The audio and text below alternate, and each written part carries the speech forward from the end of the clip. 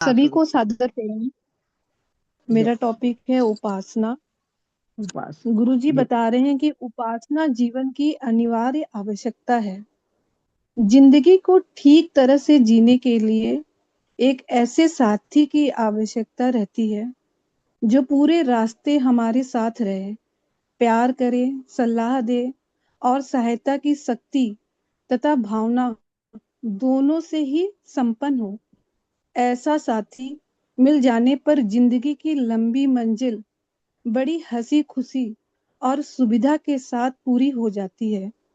अकेले चलने में यह लंबा रास्ता भारी हो जाता है, कठिन प्रतीत होता है। ऐसा सबसे उपयुक्त साथी जो निरंतर मित्र, सखा, सेवक, गुरु, सहायक की तरह हर घड़ी प्रस्तुत रहे और बदले में कुछ भी प्रतिपकार न मांगे। केवल एक ईश्वर को जीवन का सहचर बना लेने से मंजिल इतनी मंगलमय हो जाती है कि धरती ही ईश्वर के स्वर्ग लोक जैसी ही आनंद युक्त प्रतीत होने लगती है। ईश्वर सबके साथ है और वह सबकी सहायता भी करता है, पर जो उसे समझते और देखते हैं, वास्तविक लाभ उन्हें ही मिल पाता है। किसी के घर में सोना गढ़ा है और उसे वह प्रतीत न हो तो गरीबी ही अनुभव होती रहेगी। किंतु यदि मालूम हो कि हमारे घर में इतना सोना है, उसका भले ही उपयोग न किया जाए, मन में अमीरी का गर्व और विश्वास बना रहेगा। ईश्वर को भूले रहने पर हमें अकेलापन प्रतीत होता है, पर जब उसे अपने रोम रोम में समाया हुआ प्रेम और सहयोग बरसाता हुआ अनुभव करते हैं तो साहस हजारों गुना अधिक हो जाता है। आशा और विश्वास से हृदय हर घड़ी भरा रहता है। जिसने ईश्वर को भुला रखा है, अपने बलबूते पर ही सब कुछ करता है और सोचता है कि उसे जिंदगी बहुत भारी प्रतीत होती है। इतना वजन उठाकर चलने में उसके पैर लड़खड़ाने लगते हैं। कठिनाइयां और आपत्तियां सामने आने पर भय और आशंका से कलेजा धक धक करने लगता है। अपने साधनों में कमी दिखने पर भविष्य अंधकार में प्रतीत होने लगता है, पर जिसे ईश्वर पर विश्वास है, वह सदा यही अनुभव करेगा कि कोई बड़ी शक्ति मेरे साथ है। जहां अपना बल थकेगा, वहां उसका बल मिलेगा। जहां अपने साधन कम पड़ रहे हैं, वहां उसके साधन उपलब्ध होंगे। इस संसार में क्षण क्षण पर प्राण घातक संकट और आपत्तियों के पर्वत मौजूद हैं। जो उनसे अब तक अपनी रक्षा करता आ रहा है, वह आगे क्यों न करेगा। अब तक के जीवन पर यदि हम ध्यान दें तो ढेरों प्रसंग याद आ जाएंगे, जब चारों ओर अंधेरा छाया हुआ था और यह प्रतीत होता था कि नाव अब डूबी तब डूबी, पर स्थिति बदली, विपत्ति की घटाएं हटी और सुरक्षा के साधन बन गए। लोग इसे आकस्मिक अवसर कहकर ईश्वर के प्रति अपनी आस्था को भुलाते रहते हैं।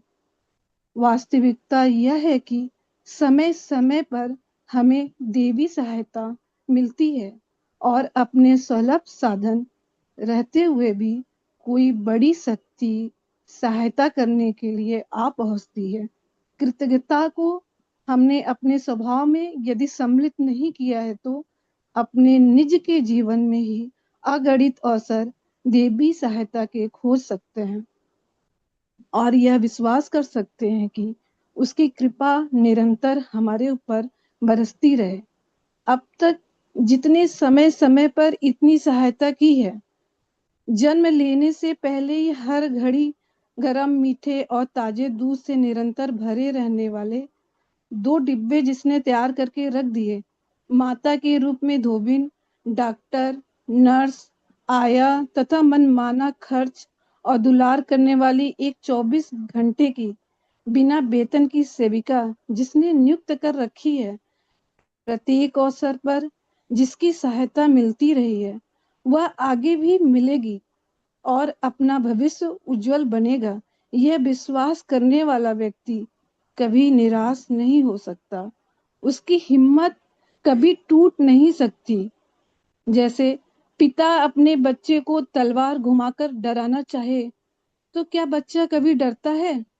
ईश्वर के हाथ में इस संसार की सारी बागडोर है।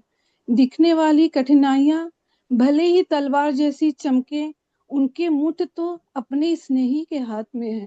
फिर डरने की क्या बात रही? ईश्वर विश्वासी का सोचना इसी ढंग का होता है।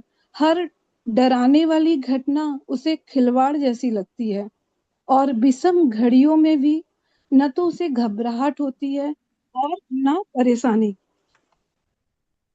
गाड़ी दो पहियों से चलती है। अपनी गाड़ी में एक पहिया अपना और एक ईश्वर का लगा लें तो जो गति आती है वह एक पहिए से नहीं आ सकती। ईश्वर विहीन जीवन ऐसा ही है जैसा बिना शरीर के प्रेत पिशाच, उसे अशांति ही मिलती है। परमात्मा से विमुख होकर हम पाते हैं कुछ नहीं, खोते बहुत है। समय रहते भूल को सुधार लिया जाए तो ही अच्छा है। जय गुरुदेव। Yeah.